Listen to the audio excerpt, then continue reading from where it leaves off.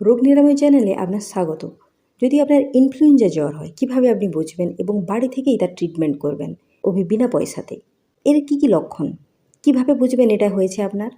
জ্বর বা জ্বর ভাব, মাথা শ্লেষজনিত বেদনা, চোখ ও নাক দিয়ে জল পড়া, গা ব্যথা, অরুচি, বমি, দুর্বলতা, হাঁচি কাশি এগুলির লক্ষণ।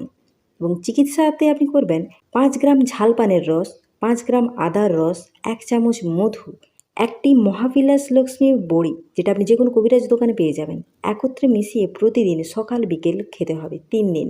দেখবেন আপনার ঠিক হয়ে গেছে। যদি বেশি জ্বর হয় আপনাকে ভাতের পরিবর্তে রুটি খেতে হবে। ধন্যবাদ। রোগ নিরাময় চ্যানেলে আপনার স্বাগত।